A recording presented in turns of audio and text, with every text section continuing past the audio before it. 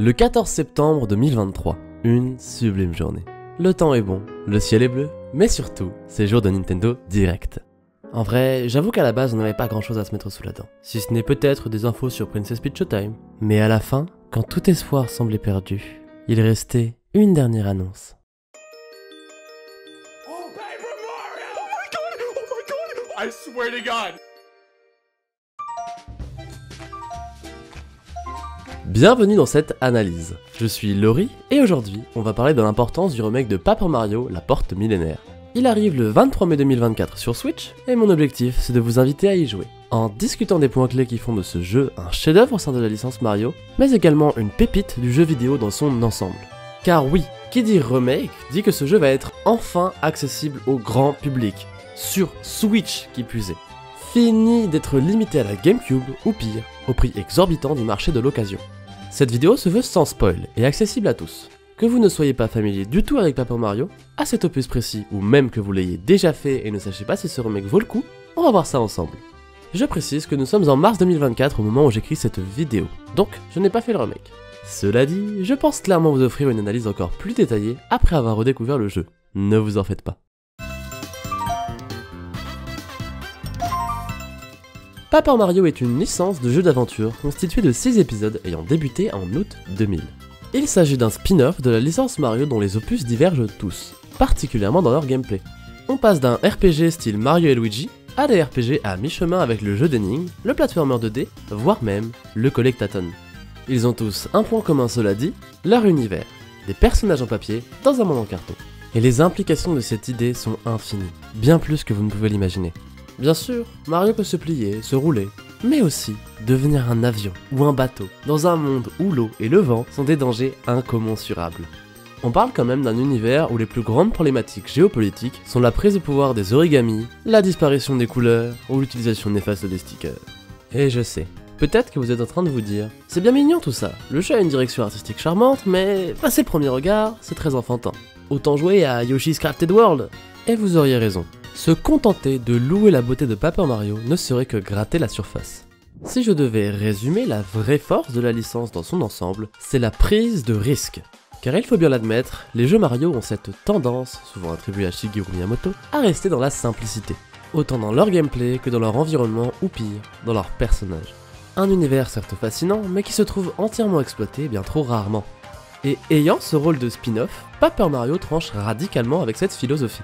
Les développeurs osent, parfois dans une direction plutôt humoristique. Mario en match à mort contre une boîte de crayons et une perforatrice par exemple. Mais aussi dans l'objectif de développer l'univers de façon unique. Et pour vous illustrer cette idée, je pourrais vous citer tellement de choses. Vous saviez qu'outre la variation de gameplay à chaque opus, Paper Mario a déjà croisé le chemin de The Wind Waker, du jeu d'infiltration voire même du jeu d'horreur, et ce, plusieurs fois. Mais la plus belle prise de risque reste au niveau de l'histoire et des personnages. Je me suis promis de ne pas spoil, donc je vais faire attention. Mais sachez que certains de ces personnages ont vraiment des histoires touchantes, et une richesse de caractère que l'on ne retrouve qu'ici. Rien que Paper Mario en lui-même est attachant comme pas permis. Et ça, c'est quand le jeu ne donne pas carrément la voix à Luigi, Peach et Bowser pour travailler merveilleusement leurs personnages, quand vous pensiez déjà les connaître de bout en blanc. Malheureusement, je ne peux pas évoquer Paper Mario sans aborder un point un peu plus sombre. En effet, depuis Sticker Star, le 4ème opus, la série a connu un certain essoufflement, un désintérêt des fans et un regard plus négatif de la critique. La faute à ces nouvelles mécaniques de gameplay qui, si innovantes, sont tout de même vite lassantes, ainsi qu'à l'arrivée de restrictions dans la liberté créatrice des développeurs. C'est-à-dire qu'Intelligent System, le studio derrière la série, n'est aujourd'hui plus autorisé à créer de nouveaux personnages, et à prendre autant de risques qu'au début de la licence. Alors c'est vrai, tout cela s'est un peu amélioré avec The Origami King, le tout dernier épisode en date. Mais une critique demeure. 4 PNJ sur 5 sont des taudes rouges, et le bestiaire a grandement perdu en originalité. Mais justement, tout cela nous amène à notre point suivant.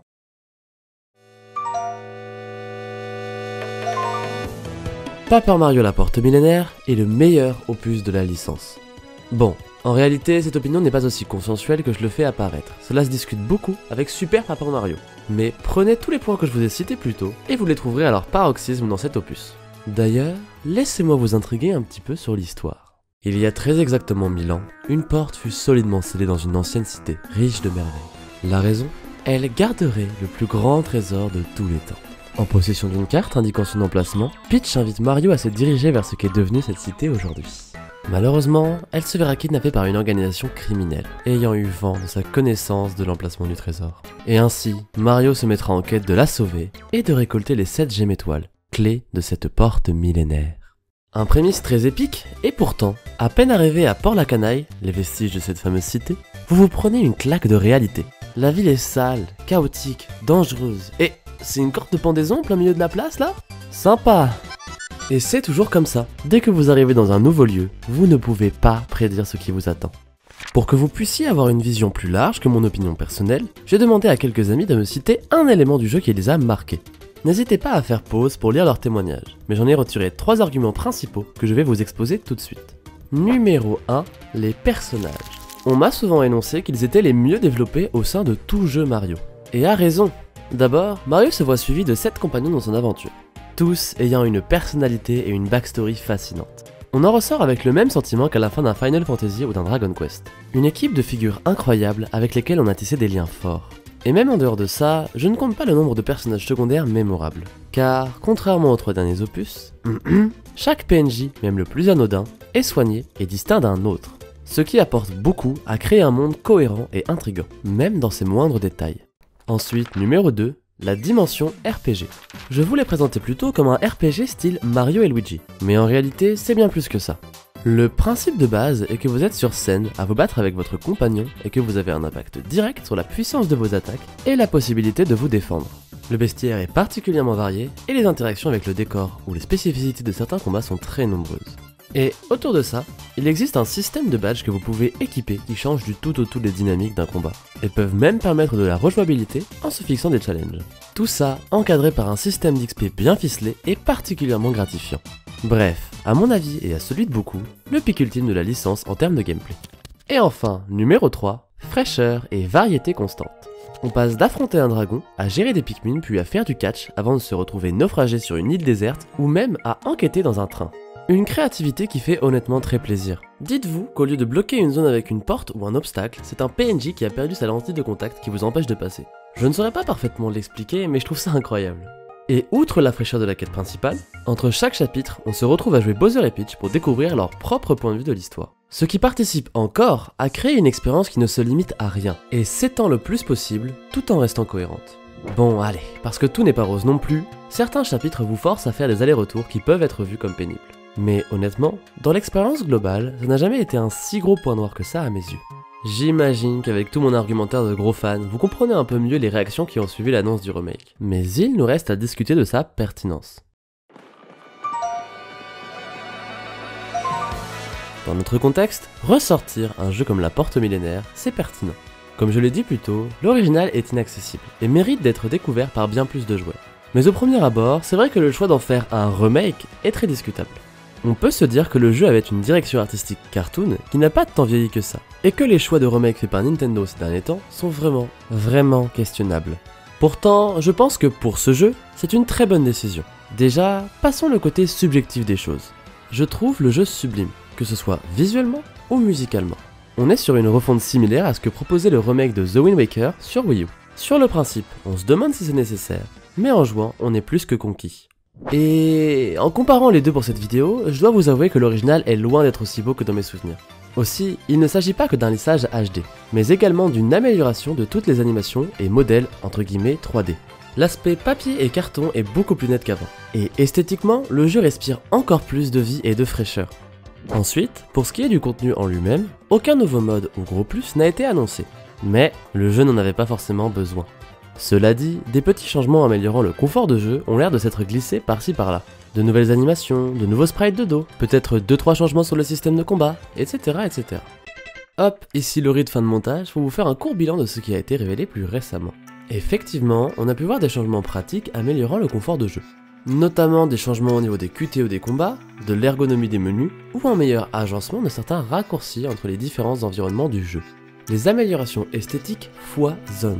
Et en plus de ce que j'ai déjà précisé, on peut noter un écran titre maintenant progressif, évoluant avec chaque partenaire rencontré. Ou encore, le grand travail fait sur les remixes de l'OST. Ce ne sont pas seulement des remises au bout du jour, mais de vrais réarrangements. Par exemple, le thème de combat semble maintenant varier entre chaque zone du jeu. C'est subtil, mais particulièrement appréciable. Et enfin, quelques changements liés spécifiquement au remake, comme un nouveau PNJ pour aider le joueur à maîtriser un peu mieux le système de combat, une galerie débloquable ou un badge pour remettre les musiques originelles si jamais les remixes ne vous plaisaient pas. Le tout semble être surtout fidèle à l'original, et quand on voit les changements qu'ont connus les derniers Paper Mario, c'est déjà quelque chose de très grand. J'interprète personnellement tout ce travail comme un désir de prendre ce jeu au sérieux, et de capitaliser sur l'âge d'or des spin-offs Mario. Si ce remake est bien reçu, ce serait annonciateur de nombreuses folies. Peut-être que Nintendo va réaliser que c'est la prise de risque et l'extension de l'univers Mario qui plaît aux fans. Peut-être que les prochains Paper Mario seront bien plus dans la lignée de ceux classiques. Ou peut-être même que mon rêve ultime de voir Paper Mario arriver dans Smash deviendra une réalité. Quand on voit Mario Wonder, dernier jeu principal en date, il y a fort à parier que l'état d'esprit de Nintendo est bel et bien en train de changer. Fini l'âge sombre de la licence du début de la Switch et bonjour aux classiques à venir. D'ailleurs, sur le mois de mars 2024, les précommandes du remake ont dépassé les ventes de Mario Kart, Mario Wonder et même de Princess Peach Showtime sur Amazon. C'est de très bon augure et preuve que je suis loin d'être le seul à avoir une opinion si positive. Merci d'avoir regardé cette vidéo. Une analyse un peu moins ambitieuse mais qui me permet de maintenir un rythme avec les plus gros projets que je peux avoir pour la chaîne. N'hésitez pas d'ailleurs à vous abonner pour ne pas les manquer. Et bien sûr, j'espère que j'ai réussi à vous embarquer dans le train de la hype Paper Mario. Car en tout cas, moi, j'ai très hâte de m'y remettre.